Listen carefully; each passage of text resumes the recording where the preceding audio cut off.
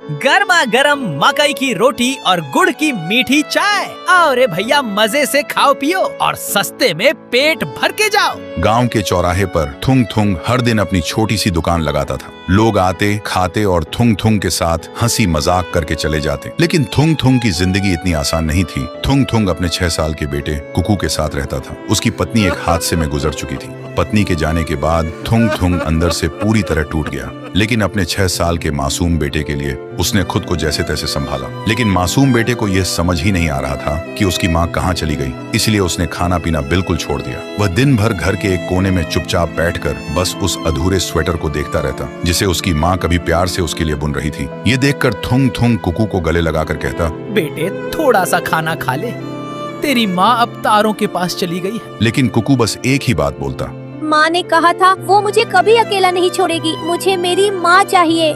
देखते ही देखते दिन बीतने लगे। एक दिन दुकान से घर लौटते वक्त थुंग थुंग को शाम हो गई थी। दिन भर के काम से थका हारा जब वह घर लौटा तो उसने देखा घर का दरवाजा खुला पड़ा था। घबराकर वह अंदर गया तो देखा घर में कुकू नहीं था। थुंग थुंग के होश उड़ गए और वह पागलों की तरह चिल्लाते हुए बेटे को ढूंढने निकल पड़ा। उसने पूरा गांव ढूंढ डाला, लेकिन कुकू कहीं नहीं मिला। तभी उसकी नजर अपने ही घर के पीछे पड़ी और वहां का मंजर देख थुंग थुंग के कदम वहीं जम गए। मिट्टी से कुकू ने अपनी माँ जैसी दिखने वाली एक मूर्ति बनाई थी और उस मूर्ति की गोद में सिर रखकर कुकू सो रहा था और नींद में ही बड़बड़ा रहा था।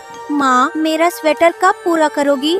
आपके हाथों से बना हुआ स्वेटर पहनने का मुझे बहुत मन है माँ। अपने मासूम बेटे को इस हालत में देख थुंग थुंग वहीं जमीन पर गिरकर फूट फूट कर रोने लगा। लेकिन तभी वह मूर्ति अचानक चमकने लगी और अगले ही पल मूर्ति ने कुकू की माँ सावित्री का रूप ले लिया। यह देख थुंग थुंग की सांसें अटक गईं। थुंग थुंग ने देखा सावित्री की आंखों में आंसू थे और चेहरे पर वही पुरानी ममता। सावित्री ने अपना हाथ कुकू के माथे पर रखा और प्यार से उसका माथा सहलाने लगी। तभी कुकू ने सोते हुए ही मुस्कुरा कर कहा, माँ। फिर सावित्री ने थुंग थुंग की तरफ देखा और कहा, आप रोना बंद करो थुंग थुंग। अगर आप ही टूट जाओगे तो हमारे कुकू को कौन संभालेगा? उसे कभी मेरी कमी महसूस मत होने देना। तभी वहां हवा का एक तेज झोंका आया और घना कोहरा छा गया। जब कोहरा हटा तो थुंग थुंग ने देखा कि वहां अब कोई मूर्ति नहीं थी, बस मिट्टी का एक ढेर था और उसके ऊपर अपनी माँ की चुनरी ओढ़े कुकू आराम से सो रहा था। फिर थुंग थुंग ने रोते हुए कुकू को अपनी गोद में उठाया और घर ले आया। अगले दिन सुबह थुंग थुंग बाहर झाड़ू लगा रहा था। तभी वहां कुकू आया और उसने थुंग थुंग से कहा,